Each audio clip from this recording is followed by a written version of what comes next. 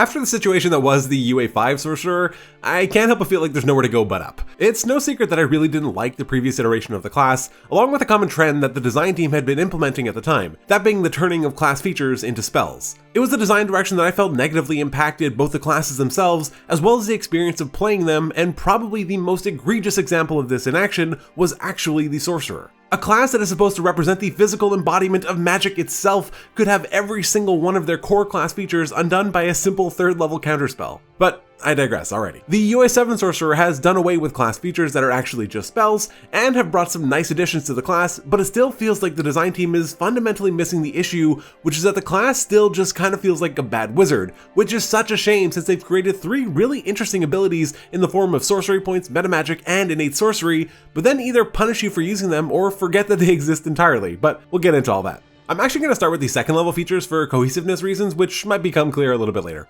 Font of Magic is fundamentally the same as it was in 2014, the only noteworthy differences are now that converting spell slots into sorcery points doesn't require an action or a bonus action of any kind, and that creating spell slots now has a minimum sorcerer level associated with it. The biggest miss I see here is that you still only start with 2 sorcery points, and then continue having an amount equal to your sorcerer level from then on. This actually creates a little bit of an anti-synergy within the Font of Magic feature itself. I suppose the design team has this vision of players constantly converting spell slots to sorcery points and vice versa, just to be able to do exactly what they need at exactly the right time, and don't get me wrong, that is a really cool image to conjure. The problem is that it doesn't really work out that way. At lower levels, you're very starved on both sorcery points and spell slots, so while the feature might incentivize you to convert a spell slot into sorcery points, you're then left with a situation where you might not have the available slots to execute what you want it to do, or you might not have the staying power for the remainder of the encounter if things don't go to plan. As a sorcerer, I want to be using my sorcery points all the time. I want to be converting them back and forth if I can. I want to feel powerful and distinct from other spellcasters because I have the ability to augment magic in a way that no other caster can. I'll touch on Metamagic Adept later. But the limited availability of sorcery points prevents me from actually achieving that vision.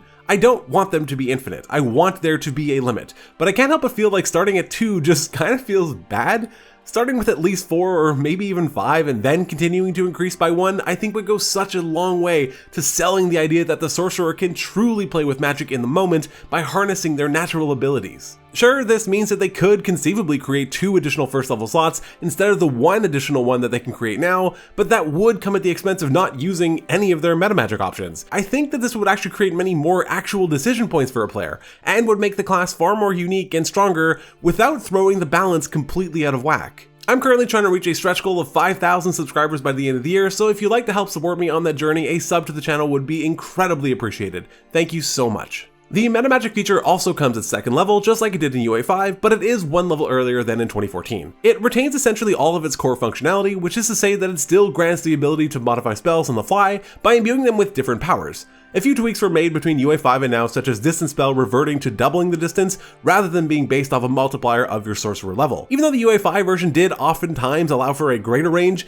the simple doubling is honestly just so much easier to parse and use, and likely yields what amounts to the same bonus anyway. The cost of seeking spell has also been reduced to 1 point rather than 2, which is a pretty nice buff. Something that I would have loved to see would have been an increase to the amount of metamagic options that you start with, probably starting with at least 3 and then gaining more options earlier than you do now. As it stands right now, you get your 3rd choice at 10th level and your 4th choice at 17th level. This is wild considering most campaigns don't make it to or are winding down by 10th level, and basically none make it to 17th. This really puts a limit on how much of your class's core mechanic you actually get to experience. Thankfully, at least you get to swap one option out for another whenever you level up in Sorcerer, but it still just doesn't feel like enough. The big change is, yet again, another modification to Twin Spell, which now costs 1 sorcery point and reads, when you cast a spell such as Charm Person or Hold Person that can be cast at a higher level spell slot to target an additional creature, you can spend 1 sorcery point to increase the spell's effective level by 1. This might be an unpopular opinion, but I actually really like this rework, and it feels much more like twinning a spell than the version from UA 5 did. Anyone who says that the 2014 version of Twin Spell was fine and didn't need an adjustment is frankly deluding themselves. There was basically no world where this wasn't chosen by every sorcerer every time. Not taking it was akin to a warlock not taking Eldritch Blast. It was so disproportionately good that it even skewed the way that we perceived other options, resulting in a situation where you truly only began with 1 metamagic option rather than 2. The new version of Twin Spell, true to its name, lets you hit additional targets that you wouldn't otherwise have been able to with a single lower level cast of the spell. The biggest upside here is having effective access to spell levels that you wouldn't otherwise have yet. For example, if you're a 3rd level sorcerer casting Hold Person, using Twin Spell on it will effectively let you cast the spell at 3rd level, even though you don't have access to that spell slot and won't have it until 2 levels later. This is honestly a really good value proposition and also helps extend the staying power of the class and gives them additional versatility as well. I truly think that this change is great and it makes it feel powerful enough to justify taking it, but not so powerful that it feels like a must-have. It's also worth mentioning at this point that the design team has already reworked some spells to more effectively work with the new version of Twin Spell, and have said that even more will be reworked to enable them to function with it too. All of this now brings us back to the 1st level feature, Innate Sorcery, which has been carried over from UA 5, but really just in name only. Rather than granting 2 mediocre spells like it did previously, instead it grants 2 abilities that help you augment your spellcasting ability. While active, the feature increases the spell save DC of your Sorcerer spells by 1, and also grants advantage on attack rolls for your Sorcerer spells. Firstly, thematically, I feel like this fits so much better with the supposed identity of the class than the previous version of the feature. Magic flows through your veins and you are able to harness that power to increase the potency of your spells that you cast for a brief time. The abilities themselves aren't too bad either, though I have seen some thoughts online about how they aren't that great, particularly the spell save DC increase, but I really don't think that they're that bad, especially when you consider that you're getting it right away at 1st level. And yeah, there aren't a ton of great spells that utilize saving throws this early on, but there are some reasonable ones like Acid Splash, Frostbite, Mind Sliver, and Poison Spray,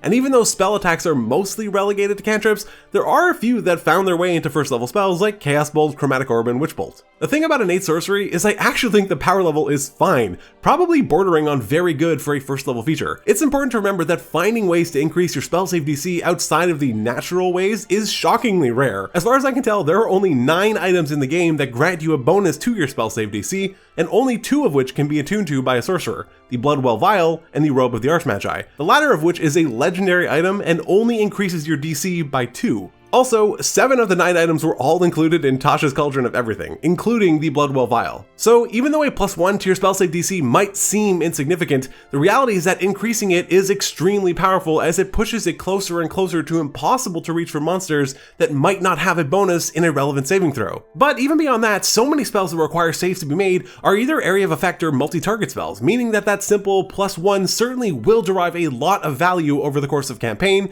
especially when you consider how many rolls will be made against it. The bigger potential problem that I see with this feature is its relatively limited usage pool. You can use it twice per long rest and that's it. It never increases outside of the new Sorcerer Incarnate feature, which we'll get to in a second. This seems to be the trend with the Sorcerer class, like I've mentioned already. You're given some really cool resource, but are then almost discouraged from actually using them since the amount of uses is just so limited. I would have loved to see this scale with levels in Sorcerer, similar to how Barbarians get additional uses of Rage at certain level increments, though I recognize the problem there being that it can effectively just always be active, giving the class probably a stronger buff in power than they would have intended. The 7th level brings back Sorcerer Incarnate, lowering the level requirement by 2. Similar to before, the feature now lets you use 2 of your Metamagic options on each spell that you cast when you have your Sorcery Incarnate feature active. This is really good and flavorful, but it will definitely accelerate the rate at which you consume your sorcery points, making this already limited resource now dependent on another already limited resource, your Sorcery Incarnate uses. The second half of the feature does actually attempt to remedy this by giving you a way to generate another use of Sorcery Incarnate, except it does so in a way that costs you the very resource you were trying to take advantage of, your sorcery points. If you have no uses of Sorcery Incarnate remaining, the feature allows you to spend 2 sorcery points to activate it. Again though, I don't think it's the sorcery point cost that I have the problem with, it's just that it costs 29% of your maximum amount of sorcery points at the level that you get it. It just feels expensive. And it feels like the design team is aware of the fact that sorcery point cost feels expensive since they have brought back the Sorceress Restoration feature from UA 5, but this time it comes at 5th level rather than 15. But it's technically worse since before you would restore 4 points at 15th level, but now you'd only get 3 since you were able to restore an amount of sorcery points equal to your sorcerer level divided by 5 rounded down. You are only able to activate this feature when you finish a short rest or roll initiative, which is totally fine. But once again, they've added the absurd qualification that you must have none left in order to do so. This again, like the Bard, incentivizes this weird method of play by which the only way to take advantage or derive value of your 5th level feature is to burn through your sorcery points, but then you're rewarded with receiving such a small amount that you desperately hold on to it waiting for the right moment to actually use it. And sure, it does have the benefit of just being this passive benefit of, if you happen to have none left, you can get one. but it's really just not worth dedicating an entire class's 5th level feature to such a barely impactful passive ability. Just remove the requirement that you have to have no sorcery points remaining, and this is probably fine. Finally, at 20th level we get Arcane Apotheosis, which bears absolutely no resemblance to the UA 5 version, but I'll be honest though, as much as I loved it, I never thought that we would actually see the old version printed. Anyway, the UA 7 version of Arcane Apotheosis allows you, when your Sorcery Incarnate feature is active, to use one Metamagic option on each of your turns for free. This kind of just confuses me because it's a really great ability if it didn't come at 20th level, at which point you aren't really all that starved for any resources anymore. Much like Sorcerer's Restoration from UA 5, this just feels like it comes so late that it isn't really impactful in any meaningful way. The funny thing is that despite the fact that I've spent a lot of this video complaining about the class, I actually don't think it's all that far off from being pretty good. It's really just a numbers game at this point, but I don't even mean in terms of power necessarily. Once a sorcerer uses their sorcery points, they are effectively just a worse wizard with a smaller spell list, and that's what I think can be addressed with a few small tweaks to some numbers. Starting with at least 2 additional sorcery points and 3 metamagic options would really help the class feel like it is its own identity, since it can actually do something that no other class can. Except for that they can, since the Metamagic Adept feature exists and basically just lets you be a sorcerer, since you get the exact same amount of metamagic options as a sorcerer would. You're just limited on sorcery points, but hey, so are sorcerers.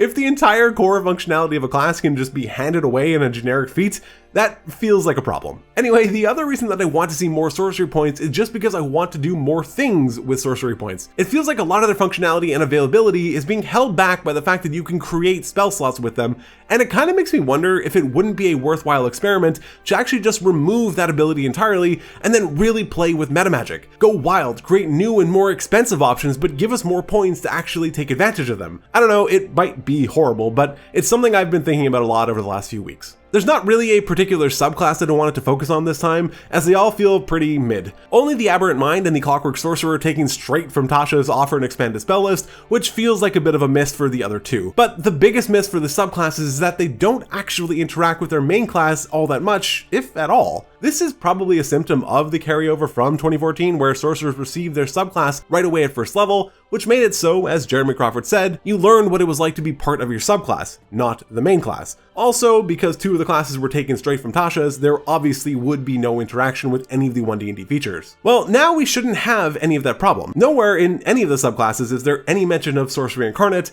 like there is with Rage and Barbarian. None of the subclasses offer unique flavored metamagic options that thematically fit with their origin. While they all offer some use of sorcery points, I feel like there could be so much more integration. I don't even want to talk about how aggressively expensive the Draconic Wings feature is for such a wonderfully underwhelming feature. But that's the thing, I'm totally okay with having more features cost sorcery points, even if they're expensive, like 4 or 5 or 6.